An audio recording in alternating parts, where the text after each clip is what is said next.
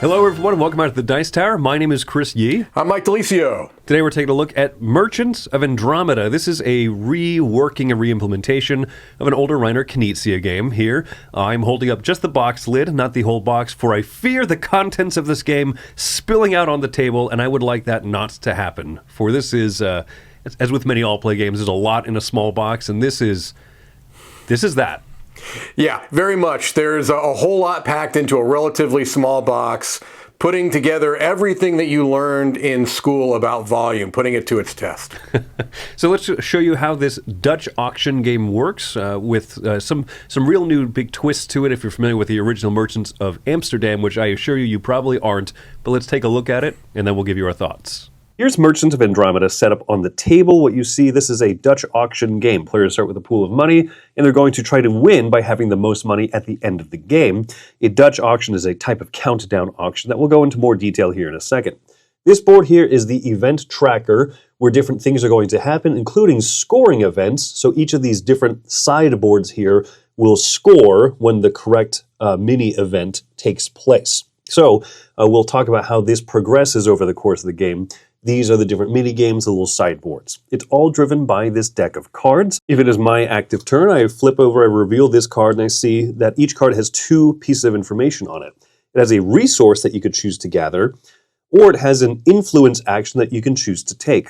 Or you may choose to put this card up for auction. For both its influence action and for its resource. I will take each of these things myself, and then we'll proceed to the auction.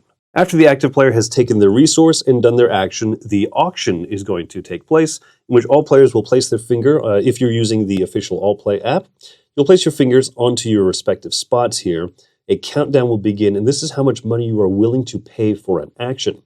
The first person to lift up their finger will pay the amount shown on the screen at that time. So we see that as close as that was, the app can tell, the green player was the first one to lift up their finger. They will have to pay 9 of the space bucks, and then they will get to both take the action and get the resource shown on the auction card. When you take a card for its resource, you'll simply move your tracker forward one step on that resource type, and you're trying to have majority to be furthest along on this track. If I were to have done this as the influence action, then I would actually take as my action both of these resources, both the cube and the little lava thing. One important thing to note is that the resource board and all other sideboards both have the events of when you activate them and when you trigger a scoring event. Every time that you flip over from the deck of cards one of these exclamation point cards, you'll move this tracker to the next step, and this one says score the resource board, so let's show that. The resource board is going to pay out first and second place payments to the players who are furthest along on the tracks. The track that is furthest along is going to be one of these two, either the blue stuff or the red stuff here, and it's going to be the one which is higher up in the order here. You can see the numbered 1, 2, 3, 4.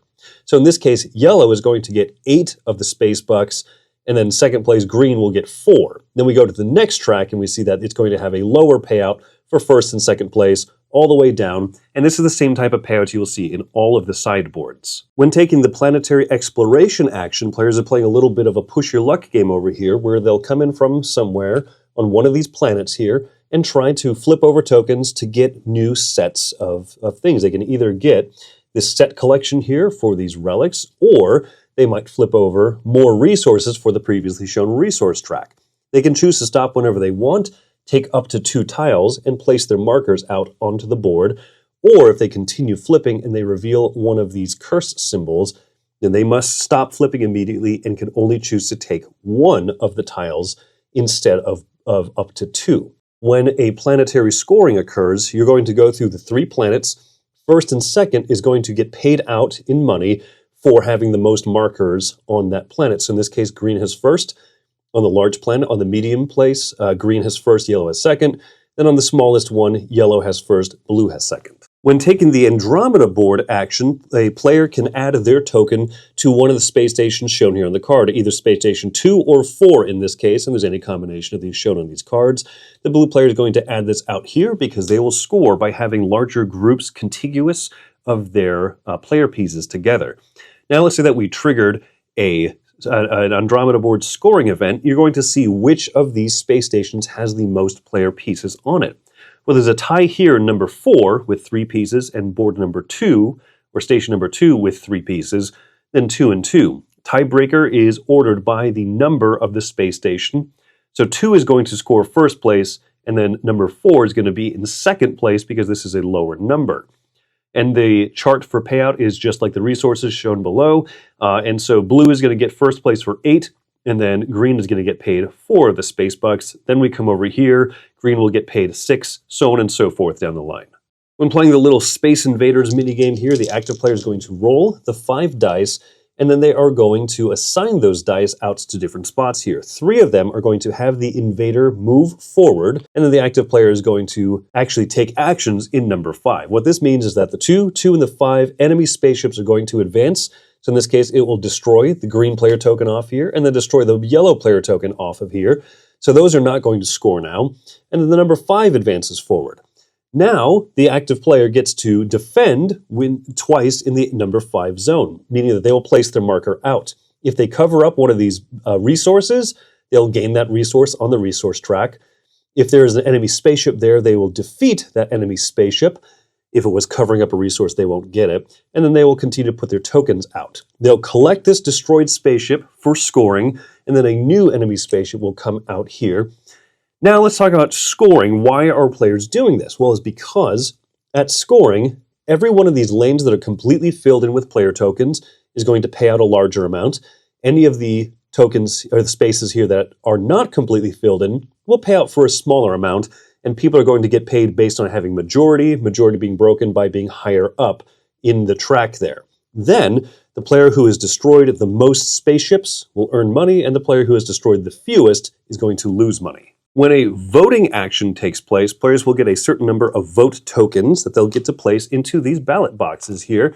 And the idea of this is that when the voting board is scored, we will reveal the votes in here. Whichever of these policies got the most votes on it is going to affect an end game or the next time something scores. So you see in this case, this policy here got the most votes, meaning that set collection for some of the planet board flipping over is going to be increased. Now, players are going to get paid out money for having the most votes in the other policies. So in this case, this is the policy that was most voted, except for the one that passed. So yellow will earn money, and then second place will split money. And then the smallest one is going to pay out to the majorities as well. As more of these event cards are revealed, players will trigger different types of scorings. Then at the very end of the game, once everyone has taken an equal number of turns and the deck has been exhausted, you'll go through and you'll score every one of the areas again, so that every one of the sideboards will score 3 times. Whichever is the player that has the most money at the end of the game is going to be the winner.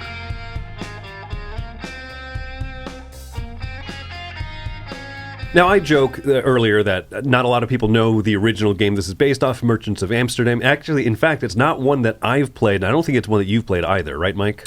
No, and I do like to call myself a big Knizia fan. He has, to be fair, hundreds of games, but I was aware of it. I was aware primarily because of the component, the Dutch auction component that was in the original version of the game, but I never actually had played it. So what I'll say is that, focusing just on that really quick, the original game came with this big mechanical wind-up clock that kind of ticked down, and then people slammed it on the table. And it was definitely the interesting main hook or gimmick of the game.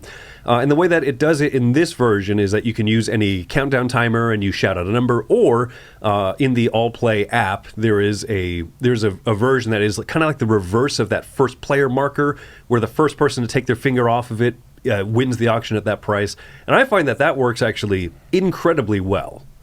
Yeah, and it's a free app that is part of just their regular All Play app, and it works very, very well. I know they made a couple little improvements to it when it was first released, and it works very, very well. It creates that nice tension that you're looking for in the Dutch auction. Now, that being said, I think that part works out great. Let's talk about kind of the theming, the setting, the artwork, and everything of all of this. There's a lot going on mechanically in the game, and I think that a little bit of how overwhelming it looks is kind of exacerbated by the art style and kind of that maximalist everything going on in the artwork and the cards, all the icons and stuff. Has that also been your experience, Mike? It's very much been my experience. It's a game that when it's on the table, is almost visually exhausting. That's kind of the term that I've kind of landed on. It's like there's so much to focus on that your eyes kind of get tired at trying to differentiate what is what. There's so many little bits and pieces and chips, and the artwork itself is very maximalist, as you said. And so, yeah, I have a hard time with the visual, everything the visual splay on the table. And I think that, unfortunately, it's not just like, oh, busy artwork, but sometimes I look at things, I go, is that in-game iconography? No, it's just the background of a spot where I can put my chip. And I think that, for me, is where it turns from kind of like, whoa, that's a lot, to, oh, man, now this game is like harder to teach, and I have to try to remember little parts here and there. But what I will say is, I find some of the stuff in there very funny. There's a lot of humor. There's a lot of personality to it. So I think that's kind of the upside of it. But in terms of the actual gameplay, where to start with this, right? Because I think that there's kind of two main areas that I want to touch. I think when it's your turn and you're the card revealer, I think that's kind of like one main part of it, and the auction. And then the other part of it is like all the different mini games going on. I'll let you drive, Mike. Where do you want to start? Well, I guess I will say this. The visual maximalism, if that is such a word, and if it's not, I'm coining it as one right now, carries over into the gameplay. It is a game that it's very hard to focus on what is happening at any given time because you're constantly being pulled in different directions. If you're the person that is the active player and you're drawing the 3 cards, to me, that's when it's most interesting, right? Because it's impacting not only the other players, but it's impacting you, and you get some sense of agency in what you're doing, to some extent, not perfect, but to some extent. But you're not only thinking, okay, what resource do I want? And you're having to pull these cards one at a time, so there's a little bit of a push your luck there as well. What action do I want to take? What board do I want to manipulate? And then what am I leaving for the other players to bid on? That decision process, I think, is interesting, but it is connected to so many things that I think are the exact opposite of what I expect in a game by this designer, which is it is very inelegant feeling to me. It feels like it's everything and the kitchen sink and the box the kitchen sink came in and the shipping label on that. It's like everything you can possibly add to this game, I feel like, has been added, when I typically look to Reiner Knizia's games as you've stripped everything out of it that doesn't need to be there and you're left with this finely tuned engine. This does not feel like that. It feels like the polar opposite of that. I look at that card play when you're the active player and you're flipping things over and you're kind of putting them into one of 3 different slots. That feels to me the most clever and fairly clean, right? As you're sitting going, ooh, I'm going to put this one for the action. You reveal another card and go, ooh, I kind of wish I'd taken that one instead. I like those moments a lot. My favorite part of the game is when I am the active player and I have that little bit of control, and it's still not even perfect control, like you said, right? So I agree there. I like the mini games of the auctions when you take an action or when you win the auction and you get both parts of the card you win. I like individually a lot of the different mini games, but it is kind of an oversaturated feeling of looking at all the different things going on. There's the voting board over here. There's the little dice Space Invaders minigame on this side. And each of those aspects I find actually very fun. I really like the voting. I really like this idea that you're doing this secret majorities bidding, and that's going to put out a policy that affects scoring in some way, but then also you want to vote for the things that aren't going to pass so that you get payouts, and you're trying to remember all of it. I think that's a very fun minigame. I think the little dice Space Invaders thing is a pretty fun minigame, but having all of those different minigames in the same game makes it a bit overwhelming. They don't feel connected to me, Chris, and I think that's part of it, is that they don't really feel connected. You mentioned that one of your favorites is the voting. I'll tell you, that's the one that I felt like was a bridge too far for me. It's like I felt like they could have completely removed that from the game. I don't even feel like it needed to be in there. Does it make it more gamery? 100%. Does it add some spice to the scoring? 100%. But at what cost? That's the thing, is that the cost benefit feels off for me in this game. It feels like it should be a more streamlined experience. To me, the star of this game should be that Dutch auction. And I feel like it can't be, because it's being overwhelmed by all of these other things that are happening. And I agree with you in the sense that some of those mini games I think are relatively fun. And it's so odd because, I tend to really enjoy Reiner Knizia games. I love games with mini games. This should be right up my alley. But there is something about it, and I just feel like maybe it's the sense that it doesn't feel unified. It does not feel elegant. It just feels like this unwieldy beast that it shouldn't be. That just really brings it down for me. This is very off the cuff. In fact, this whole conversation, Mike and I have not, practiced this or anything, and it's interesting that we have a lot of the same takeaways, I think. A Reiner Knizia game that comes to mind that has kind of mini games within it is Millefiori. Yes. Right, and I think that you would agree. It kind of feels like lots of little mini games. Is the difference for you, Mike? Because I know that you really love that game. I don't actually personally like it much. But I would venture to say each of those mini games feels a little bit smoother and a little bit more interconnected. Absolutely, and just so much smoother, right? And there's even little little kind of bonuses and combos that you can feel. And while there are, I guess, to some extent, some of those things here, they just feel, again, it feels bloated. This whole game feels bloated to me. That's probably the one word that that would boil everything down, is it feels like there's more there than should be, more there that definitely than needs to be. And it takes away what I feel like could have been an interesting core design with a unique auction element. I think Reiner Knizia does auction games better than anybody else. And in this one, it just feels off. It feels too much.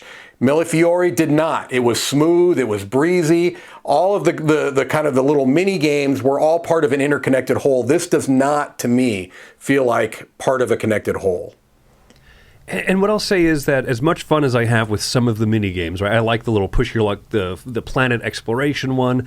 The problem is that some of the mini games for me feel rather bland, and unfortunately, those are the elements from the original game, right? The 4 space stations, what used to be Amsterdam, and then the resource track. Just they don't feel like resources. They don't feel like much. It just kind of feels like move ahead on the track. All the other ones have a little bit of a flair to them that are kind of fun, and I think that the idea of keeping some of those things from the original game made it so that, well, you have to have the original things, right? Otherwise, it's not even a re-implementation at that point. But then having all of these new extra mini games in there is fun, but it kind of pulls focus, like you said, from that auction. And I think, unfortunately, to the point, it does affect the auction for me, where I see players, when they play this game, at some point, especially with higher player count, they are waiting to take a turn. They're waiting to do something fun to the point where they'll overbid in that auction, because they're kind of getting impatient and they're waiting to just, I want to play Space Invaders, right? I want to roll the dice finally. Let me do it. I will overpay by 5, 6, 8 space bucks, and it really hampers them, and it kind of throws off the value of things, because an auction kind of depends on people knowing how much to spend on things and having little surprises, instead of people feeling like, well, I'm bored, so I'm going to overbid so I can at least participate in some of the action. Yeah, I'm really glad you brought that up, Chris, because I actually found that in my plays through of this too, as well, with other people being like, well, I haven't done really anything for 3 turns. I'm going to do something. You know what I mean? So that is something you don't necessarily want in an auction game. Yeah. It sounds like there's a lot of negative to this, in part because there was unfortunately a lot of negative to this. What I will say in the positive of is that I find with 3 players, you get to be the card flipper more often, and you get to win auctions a little bit more often. And so you do feel like you're participating more. I think the tension is maybe a little bit higher at 4 players, and I have never and will never play this at 5 players for that concern of going too long between turns. But man, when I do get an auction, or when I do get to secure an action that I'm for sure going to take, I have a lot of fun with it. I love seeing the tension of like that Space Invaders track of seeing people messing with each other. Like, I'm going to send these guys down. They're going to, eat up your ships off of there, and then I'm going to come in and blow up the enemy ship, and I'm ahead now. And I think those are the moments of tension that really shine in the game and are the most fun. So I want to make sure that I speak to some of the positive of what's in the game. I have played it at 5, and yeah, I think your gut instinct is right there. For positives for me, it's about the Dutch auction. I do think that is a very clever way to handle an auction. And I do think that it feels unique in that way. This does not feel anything like the other Reiner Knizia auction games I've played, which are many. And so I will give it that. It does feel unique from any other in his catalog. Unfortunately for me, it feels unique in ways that I don't particularly like. And so, yeah, this is a rough one because, I have to admit, and this should be stated as part of this review, that I probably do have higher expectations for a Reiner Knizia auction game than I would for any other auction game that I come across. So my expectations were not met, and perhaps that means I'm being a little bit harsher on it than I would otherwise. So take that into account. Coming now to kind of a wrap up everything here, what would be your final thoughts and score on this one, Mike? Yeah, so I don't want to belabor the point. I've mentioned the particular issues I have with the game. I also do want to point out that production-wise, it can be a bear to set up because there's a bunch of little bits, and they can be fiddly to mess around with those bits if you have, larger hands or fingers. That's another issue that I kind of see with it. This one just didn't work for me. I mean, it's a bit heartbreaking because I love Knizia auction games, and this one just is the worst of his that I've played in that genre of an auction game. I'm giving it a 5. It is certainly not broken. There's nothing about it that necessarily feels unbalanced. I don't think that's even possible in a Reiner Knizia game because the math is usually so inscrutable. But this one just lacks the fun that I'm looking for. It lacks the snappiness, the elegance that I look for in his design. So unfortunately, is 5 too high of a score for as negative as I've been? Maybe, but even the lower end of the Reiner Knizia games, I think, are better than many of the other games I've played. So I don't know that I feel comfortable going below a 5, but I definitely could not recommend it. I am a little bit higher, and like I said, I know that I've said a lot of negatives about it. I'm coming in at a 6. It's a game that I would still play, but with a few kind of little caveats. I am kind of tired of teaching the game because there's a lot of little things going on to it, a lot of little nuance to catch.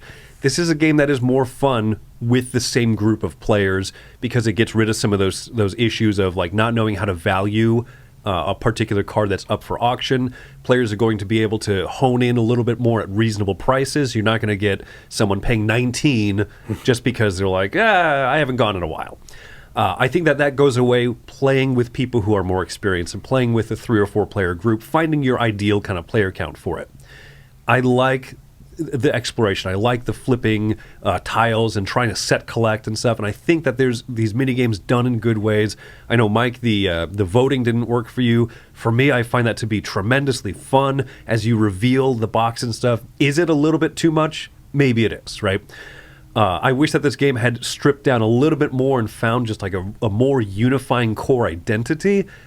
But it still is fun, but I still can't recommend it broadly. There are many other games from this publisher, many other games from this designer that I would sooner say to go check out.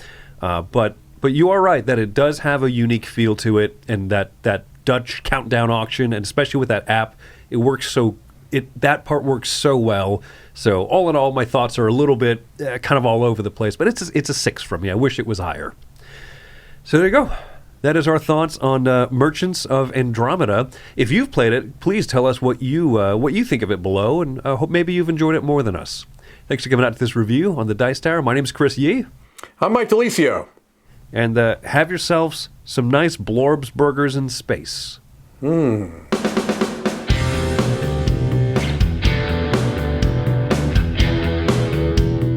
Hey, thanks for watching another video here on the Dice Tower. We really appreciate you stopping by and checking our things out. Thanks so much for joining us today. And hey, if you really like what we're doing here at the Dice Tower, then there are different ways to support the Dice Tower. One of those ways is through Patreon. We have links in the description to this video, and we have links to lots of other things we do down there, so definitely check it out. But either way, we're glad you watched us. Tell your friends about the Dice Tower. Until next time, though, I'm Tom Vassell, and I hope you enjoyed this video.